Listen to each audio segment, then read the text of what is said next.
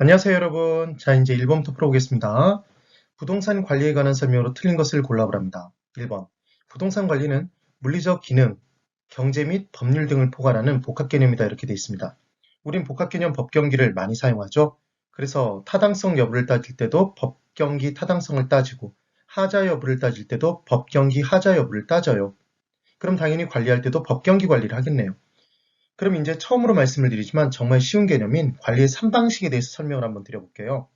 그럼 관리의 3방식은 첫 번째로 부동산 소유주가 직접 관리하는 방식이 있어요. 그럼 얘를 자기관리 또는 자가관리 또는 얘를 자치관리라는 표현을 씁니다. 그럼 소규모 부동산일 때 스스로 관리하겠죠? 별로 복잡한 게 없으니까. 그럼 전문가에게 맡기는 건 위탁관리겠어요. 그럼 위탁을 전문가에게 했으니까 관리 효율성이 제일 높겠네요. 그 대신 관리 비용은 좀 더 많이 들어갈 수는 있겠죠. 그 다음 혼합관리의 경우에는 특정 부분은 소유자가 직접 관리하고 일정한 부분을 또 누구에게 맡기냐면 전문가에게 맡겨서 섞여 있어요. 이게 혼합관리입니다. 그래서 가장 전통적인 관리 방식은 자기관리예요. 소규모 부동산에 적합했겠죠. 그렇지만 전문성이 떨어지니까 관리 효율성이 떨어지겠네요. 그래서 인력 관리가 잘 안 됨에 따라 돈이 어딘가로 셀 수도 있죠. 그렇죠? 그리고 타성에 젖기가 쉬워요. 타성에 젖었을 때 관리자가 본인이 아니면 잘라버리면 되잖아요. 근데 본인이기 때문에 자를 수가 없는 거죠. 그 다음 위탁 관리는 전문가에 의해서 관리가 되는 거예요. 그럼 비용을 들임에도 불구하고 위탁 관리하는 건 대규모 부동산이겠네요. 대규모 단지의 아파트, 그 다음 대형 쇼핑몰 이런 개념이겠죠. 대규모. 그 다음 관리 효율성이 높아지겠죠. 당연히. 기억을 해두시면 됩니다. 그리고 혼합 관리는 섞여 있는데 법률적 경제적 관리는 보통 소유주가 직접 해요. 그리고 건축 기술이 발달되면 층고가 높아지고 전등 하나 스스로 갈기도 정말 힘들어지잖아요. 그래서 기술적 관리를 전문가에게 맡깁니다. 그러면 법률적 경제적 관리를 소유자가 직접 하니까 소유권도 쥐고 있고 돈줄도 쥐고 있으면 관리의 지휘 통제력이 강하게 유지가 된 상태에서 필요한 부분만을 전문가에게 위탁한 거죠. 그게 혼합관리의 장점이에요. 근데 혼합관리의 가장 치명적인 단점은 섞여 있다 보니까 문제가 발생하면 책임 소재를 명확하게 찾을 수가 없어요. 책임 소재가 불분명하다는 단점이 있습니다. 그리고 이때 자기관리의 경우에는 자기가 스스로 관리하면 기밀 유지가 잘 되겠죠, 여러분. 기밀 유지를 또 다른 표현으로 뭐라고 하냐면 보안관리라는 표현을 써요. 그러니까 보안관리의 효율성이 높은 건 자기관리지 위탁관리가 아닙니다. 그럼 남에게 맡겨놓으면 기밀 유지가 잘 안 되겠네요. 그래서 보안관리에 단점이 있는 게 위탁관리예요. 주의를 꼭 해두세요. 그럼 2번부터 풀어보겠습니다. 2번. 직접관리, 자치관리 방식은 관리 업무의 타성을 방지할 수 있다 돼 있는데 스스로를 자를 수 없다고 그랬죠. 방지 못하는 게 단점이에요. 인건비는 절감할 수 있겠네요. 자기가 직접 관리를 하니까. 물론 관리는 둘 수 있어요. 자기가 직접 관리하면서. 그래서 그 관리할 때 사람을 잘못 관리함에 따라 비용이 더 들 수 있다는 단점이 존재할 수 있다고 말씀드렸죠. 그 다음 3번. 그래서 2번이 답이고 3번. 간접 관리 또는 위탁 관리 방식은 관리 업무의 전문성과 합리성을 제고할 수 있대요. 전문가에게 맡겼으니까. 그리고 기밀 유지에 있어서는 당연히 남에게 맡겼으니까 잘 안 되죠. 자치 관리 방식보다는 불리하다. 오네요. 4번. 혼합 관리는 섞였어요. 그래서 자치 관리와 간접, 위탁 관리를 병행해서 관리하는 방식으로 관리 업무의 전부를 위탁하지 않고 필요한 부분만을 위탁한대요. 네. 일반적으로 법경은 법률적과 경제적, 돈줄은 쥐고 있고 소유주가 기술적만 위탁한다고 그랬죠. 5번. 혼합관리 방식은 관리 업무에 대한 강력한 지도력을 확보할 수 있고 법경을 쥐고 있으니까 소유권 쥐고 있고 돈줄 쥐고 있으면 다 쥐고 있는 거잖아요. 위탁관리의 편의 또한 이용할 수 있다. 기술적 관리만 맡기네요. 1번은 2번입니다. 그 다음 2번. 부동산 관리에 관한 설명으로 틀린 것을 골라보래요. 1번. 부동산 관리는 부동산 소유자의 목적에 따라 대상 부동산을 관리상 운영 유지하는 것이다. 이게 운영 유지하는 거죠. 2번. 건물과 부지의 부적응은 우리가 감정평가론에서 공부했지만 건물과 그 건물 부지의 부적응은 내부적인 균형이 깨진 거예요. 그럼 기능이 저하되는 거죠. 그럼 기능이 저하된 걸 개선시키는 건 얘는 기술적 관리지 경제적 관리가 아니잖아요. 이해가 되시죠? 그래서 2번이 틀린 답입니다.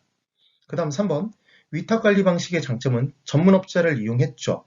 합리적이고 편리하며 전문화된 관리와 서비스를 받을 수 있다는 건 맞네요. 전문가에게 맡겼으니까요. 4번, 부동산 관리자는 소유주를 대신해서 부동산의 임대차 관리, 그러니까 임대차를 위해서 마케팅도 할 수 있고 신규 임차인을 찾을 수도 있고 기존의 임차인이 돈을 잘 지불하지 않으면 쫓아낼 수도 있겠죠. 명도 등의 절차를 할 수도 있을 거예요. 그 다음 임대료의 수납도 하겠죠. 임대료를 거둘 겁니다. 유지관리 업무를 하겠죠. 근데 주의하실 건 이때 대출 알선을 하진 않죠. 주의 꼭 해두세요. 그 다음 5번. 부동산 관리자가 유지관리 업무의 수행 시 대상 부동산의 물리적 기능적인 흠을 발견하여 안전하게 유용성을 발휘할 수 있도록 사전에 조사하는 것이 바람직하다. 그러니까 문제가 발생하기 전에, 빵 터지기 전에 예방을 하는 게 중요하다는 거죠. 그래서 대응적 유지관리 활동이 있고 얘는 일이 발생한 다음에 고치는 거잖아요. 그럼 기존에 있던 임차인을 잠깐 내보낸 상태에서 다시 뭔가를 고쳐야 되니까 비용과 시간이 많이 들 거예요. 그런데 예방을 하게 되면 문제가 발생하기 전에 예방하는 거니까 임차인에게 피해도 최소화시키고 시간과 비용도 적게 들겠죠. 그래서 대응적 유지관리 활동과 예방적 유지관리 활동 중에 뭐가 더 중요하냐면 예방이 더 중요합니다. 일이 발생되기 전에 하는 게 예방적 유지관리 활동인 거죠. 그래서 2번은 2번. 그 다음 3번. 부동산 관리에 관한 설명으로 옳은 것을 몰라 그래요. 1번. 이제 이 부분의 내용을 분석할 때 법률적 관리의 개념부터 한번 볼게요. 법경규 관리를 한다고 말씀드렸죠.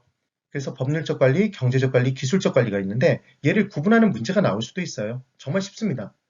권리, 조정, 계약이라는 단어가 나오면 얘는 무조건 법률이에요.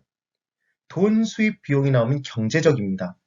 기술적 관리는 하자금, 수선 등의 단어가 나오면 얘는 기술적이에요. 유지라는 단어 등이 나오면. 그리고 경제적 관리를 다른 측면에서 뭐라고 표현하기도 하냐면 자산 관리라는 표현을 쓰기도 해요. 그래서 부동산의 자산 가치를 극대화시키는 모든 행위들을 자산 관리라고 얘기를 합니다.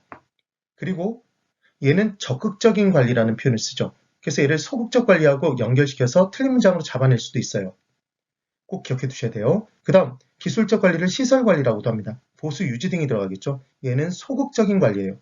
그래서 이 부분에 자산 관리, 적극적, 지금 시설 관리, 소극적인데 바꿔내면 은근히 헷갈려요. 문장 중에 찾기가 힘들어요. 그래서 우리는 MM으로 지읒지읒, 시옷시옷 이렇게 하고 끝내버릴 겁니다. 그럼 자 이제 1번부터 볼게요. 부동산의 법률적 관리는 부동산 자산의 포트폴리오는 자산 배분하는 거잖아요, 여러분. 자산 부채의 재무적 효율성을 최적화. 그럼 얘는 돈 수입 비용과 관련이 있네요. 그러니까 경제적 관리지 법률적 관리가 아니죠. 1번 틀렸고 2번. 부동산 관리에서 유지란 외부적인 관리 행위로 부동산의 외형, 형태를 변화시키는 게 아니라 유지시키는 거겠죠. 변화라는 표현이 나와서 X인 겁니다. 그 다음 3번. 건물 관리의 경우에 생애주기 비용. 건물의 생애주기는 전신안노폐라고 다음번에 제가 설명을 드릴 거예요. 그래서 전신 안에 노폐물이 있다 이렇게 외울 건데 저는 전 개발 단계, 신은 신축 단계, 그 다음 안은 안정 단계, 노는 노후 단계, 폐는 폐물 단계예요. 그래서 가장 장기간에 걸쳐서 존재하는 건 안정 단계에 적절한 추가 투자가 이루어지면 안정 단계를 좀 더 길게 유지시킬 수 있대요. 그런 개념들을 우리가 공부를 할 겁니다. 그래서 그 전체 생애주기에 맞춰서 전체 비용, 들을 비용을 추산을 해야 되겠죠. 추계를 합니다. 그래서 초기 투자비와 관리 유지비의 비율을 조절함으로써 보유기간 동안 효과적으로 총비용을 관리할 수 있다. 그냥 비용을 무턱대고 막 써버리면 안 될 거잖아요. 그래서 3번이 맞는 답이 됩니다. 이제 4번. 시장 및 지역 경제 분석, 경쟁 요인 및 수요 분석 등을 하면 임대가 잘 될지 잘 안 될지 자산 가치가 올라갈지 떨어질지를 판단할 수 있잖아요. 그러니까 얘는 자산 관리지 시설 관리가 아니네요.